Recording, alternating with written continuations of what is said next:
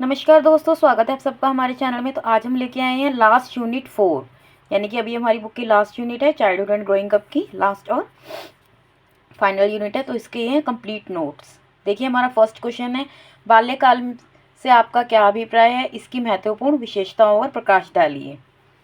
ठीक है, ये पहले आपको डिटेल में बताना है सारा कुछ, आपको पूरी हेडिंग दी गई है। उसके बाद इसके अंदर किन किन पॉइंट्स को लेना है, ये भी सारे पॉइंट्स आपको दिए गए हैं। उसके बाद आपको ये बताना है बाल्यावस्था में शिक्षा, मतलब आपको शिक्षा बच्चों को कैसे देनी है।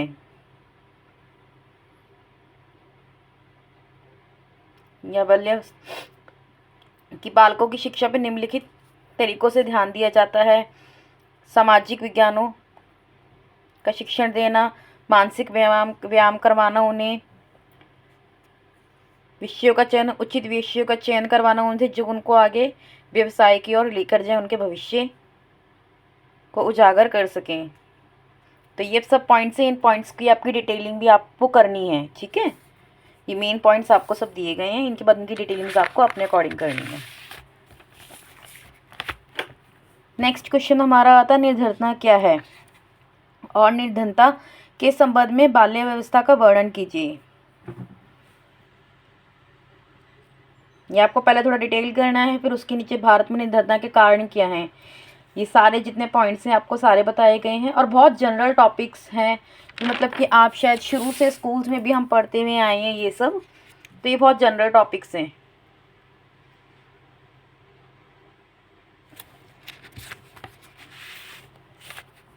मतलब ऑलमोस्ट आप ये कह सकते हैं जो हमारी फोर्थ यूनिट है वो बाकी तीनों यूनिट्स का थोड़ा बहुत कॉम्बिनेशन आपको इस फोर्थ यूनिट में मिल जाएगा। नेक्स्ट क्वेश्चन है हमारा, तनाव क्या है।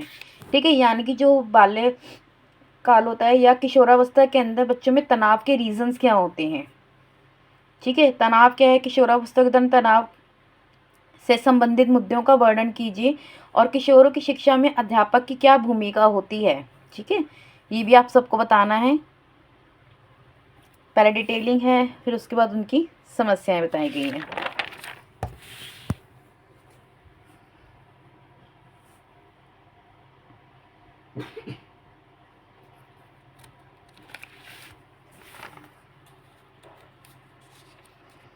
और यहाँ पे अब किशोरों की शिक्षा में अध्यापक की भूमिका क्या होती है, ये भी सब आपके देखिए कुछ 12 पॉइंट्स है, लेकिन अगर आप वहाँ पे लिखना चाहें तो कम से कम आपको 10 पॉइंट तो आपको लिखने ही पड़ेंगे, क्योंकि देखिए 16 नंबर का क्वेश्चन आएगा तो कम से कम 10 पॉइंट्स तो आपको बताने ही पड़ेंगे इसके अंदर।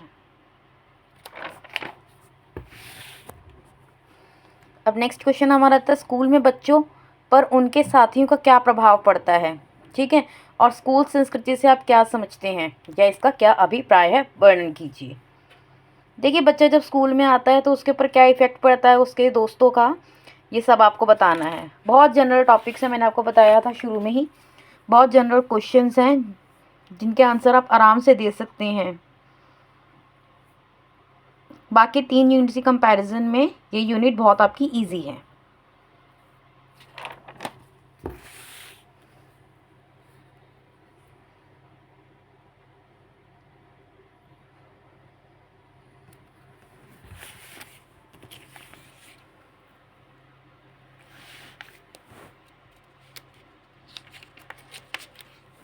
अब इसके बाद हमारा नेक्स्ट क्वेश्चन आता है, वैश्वीकरण का क्या अर्थ है, इसका क्या महत्व है बच्चों तथा उनकी शिक्षा पर इसका क्या प्रभाव पड़ता है। ये क्वेश्चन बहुत इंपॉर्टेंट है, ये ज़रूर आता है। ठीक है, ये 4 नंबर में भी पूछा जा सकता है कि वैश्वीकरण बताइए, और मतलब 16 नंबर में भी आ सकता है ये क्वेश्चन, तो इसको अच्छे से करके जाइएगा।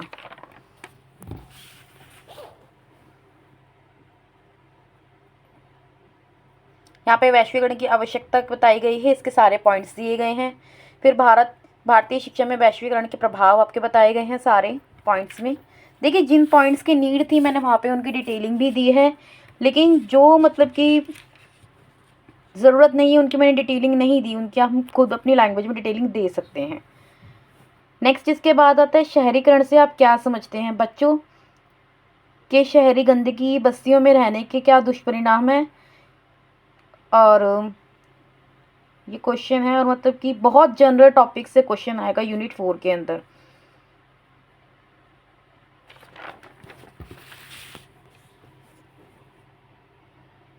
देखिए गंदी बस्तियों में जो बच्चे रहते हैं उनके ऊपर क्या प्रभाव पड़ता है, ये सब कुछ आपको बताना है। और गवर्नमेंट उन सब के लिए क्या कर रही है, उन चीज़ों को ठीक करने के लिए गवर्नमेंट ने क्या क्या स्टेप्स उठाए हैं, वो सब आपको बताने हैं।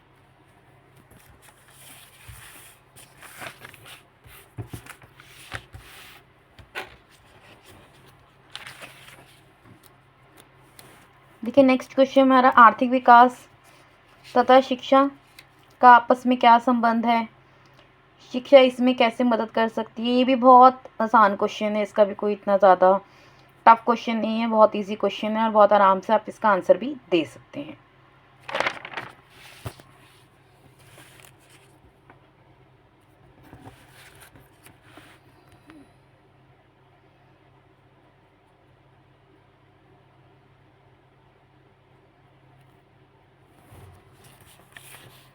अब इसके बाद हमारा नेक्स्ट क्वेश्चन आता है, विभिन्नता तथा विविधता के सीमांतकों के मुद्दों का वर्णन कीजिए। देखिए ये क्वेश्चन भी कई बार आ जाता है, 4 नंबर में भी 16 नंबर में भी, तो ये भी थोड़ा सा अच्छे से पढ़ के जाइएगा इसको भी, ठीक है।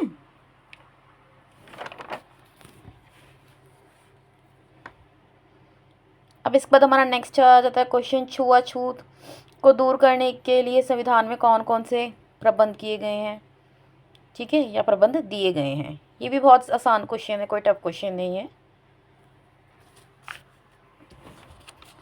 उसके बाद नेक्स्ट क्वेश्चन है, माता पिता से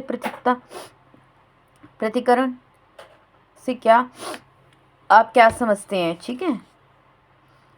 इसका मतलब होता है सेपरेशन, मैंने ऊपर लिखा भी है सेपरेशन, ठीक है, ताकि कोई कन्फ्यूज़न ना हो, आप आराम से समझ सकें। फिर भी अगर कहीं पे कोई डाउट होता है तो आप कमेंट सेक्शन में बता सकते हैं। नेक्स्ट क्वेश्चन है, मादक द्रव्य व्यसन की समस्या से आप क्या समझाने की, जो बच्चे ड्रग्स लेते हैं या ड्रिंक्स वगैरह करते हैं उन सब के बारे में भी क्वेश्चन है ये।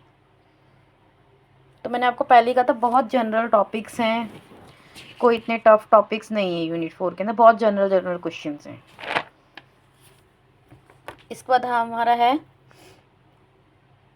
दबंगता या धौंस जमाना, ठीक है, ये क्या होता है, ये बहुत जनरल टॉपिक्स हैं, मतलब कि बच्चों में ये सब कैसे होता है और इन बच्चों के लिए हमें क्या करना चाहिए, उनकी कैसे हेल्प करना चाहिए, ये सब कुछ इसके अंदर आपको बताया गया है।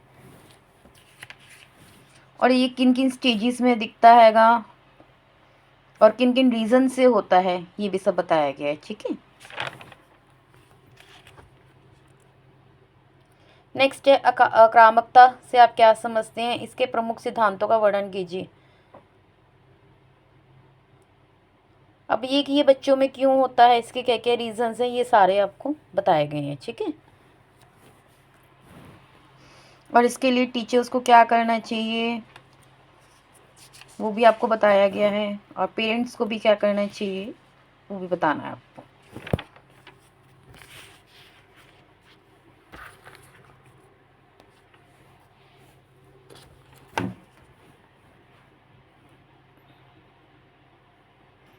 देखिए ये दो ना छोटे छोटे से अलग अलग टॉपिक हैं, कई बार आपसे ये मर्ज करके भी आ सकता है, और 4 नंबर में पूछा जा सकता है कि क्रैच क्या होता है या अनाथ आश्रम क्या होते हैं। तो मैंने थोड़ा बहुत हेडिंग आपको बता दिया है कि ये इसी यूनिट के टॉपिक्स हैं, ठीक है, तो इनको भी आप हल्का फुल्का पढ़ के जाइएगा।